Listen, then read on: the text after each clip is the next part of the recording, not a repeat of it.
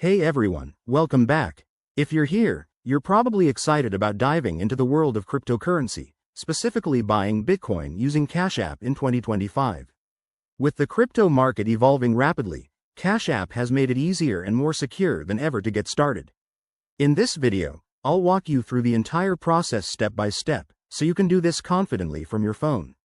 Let's jump right in. First things first, make sure you have the Cash App downloaded on your smartphone.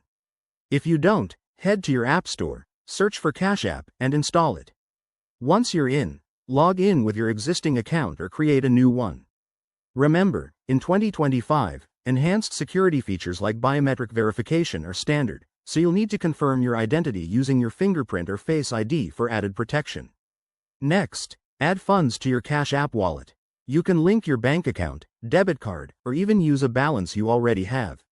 This is crucial because you'll need money to buy Bitcoin. Now, navigate to the investing section. It's usually at the bottom of the app.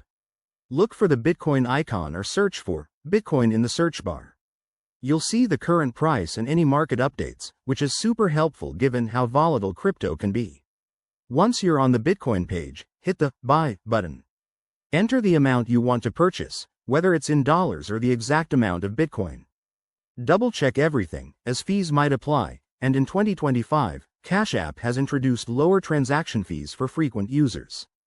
After confirming, your purchase will process quickly, often in seconds. After buying, keep an eye on your Bitcoin in the app's portfolio section.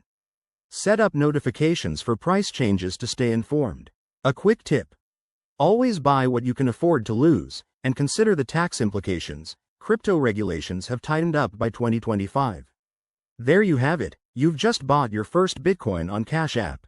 If you found this helpful, give this video a thumbs up, subscribe for more tech and finance tips, and drop a comment below if you have questions. Thanks for watching, and let's keep building that crypto knowledge together.